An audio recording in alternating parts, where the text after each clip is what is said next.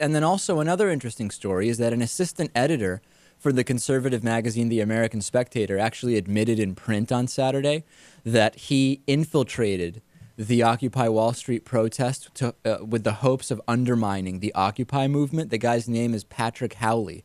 And he actually, I guess, pretended to be an anti-war protester who clashed with security at the Smithsonian's National Air and Space Museum. And this led to one arrest and a whole bunch of people being pepper sprayed. And he says, I forced myself into the doors and sprinted blindly across the floor of the Air and Space Museum, drawing the attention of hundreds of stunned khaki-clad tourists. As far as anyone knew, I was part of the cause.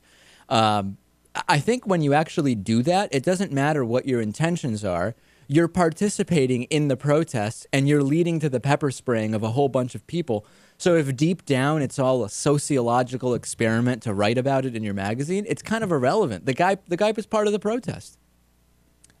I guess in a way he could have made people look worse. I mean, he could be hurting things here. The other thing is that, well, he definitely led to people getting pepper sprayed. He led to people getting hurt, right? Yeah, absolutely. And I got a couple of emails from people saying this isn't really a big deal because we know that subversive groups, including the FBI, the CIA, the NSA, and law enforcement, have already infiltrated the protests to start making the protesters look bad. I don't have evidence of that.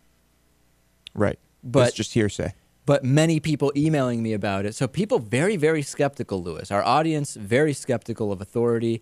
And, why wouldn't they assume that these groups would infiltrate to make the protesters look even worse with the hopes of turning the tide on them? Right. It's a very reasonable story. I've also read that, not having to do with anything political, that people are infiltrating these groups looking for, like, drugs, free food, and sex. Where did you hear that? I just read a couple articles of it before when I was looking at stuff for the bonus show. So, yeah. Well, everything seems to be... Which doesn't surprise me. I mean, if people are getting fed there, you'd think that someone who is hungry might just sneak in and try to get some pizza. No, all options are on the table at these protests. The new poll up on davidpakman.com. Will the Occupy Wall Street protest actually affect change? I support the objectives behind the protests. I'm just not convinced change will actually happen. No. You're not either. Not an ounce of change. All right. Well, later we'll talk to Michael Brooks about it as well.